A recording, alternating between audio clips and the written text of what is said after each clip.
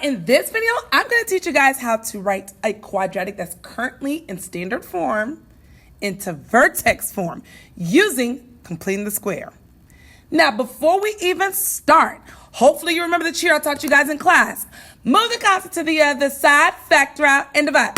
Take half of b and square it, then add it to both sides. Then factor and solve. Then factor and solve. But in this particular example, we're not going to actually solve because we're converting it from standard form to vertex form. So before I even begin, let me go ahead and rewrite this standard form function equal to 0.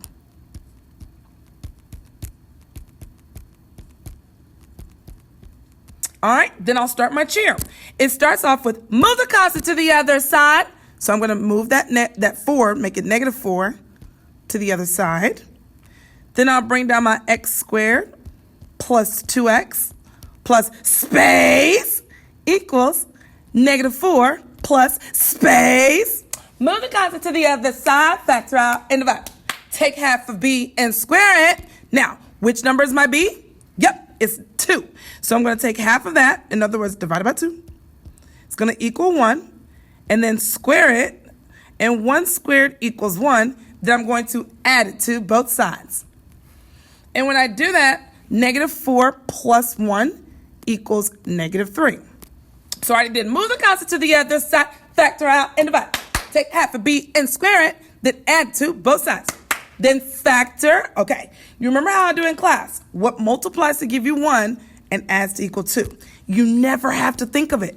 Always go back to what you wrote in the parentheses, and that's the number.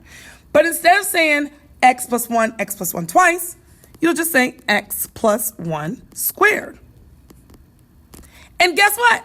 It's already in vertex form. So all I have to do is add 3 to both sides so it no longer has an equal sign.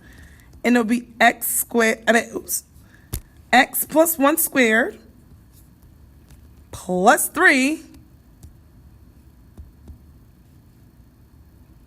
equals 0, but we don't necessarily need the equals 0 part because we're trying to write it in vertex form. So y equals x plus 1 squared plus 3. And that's it.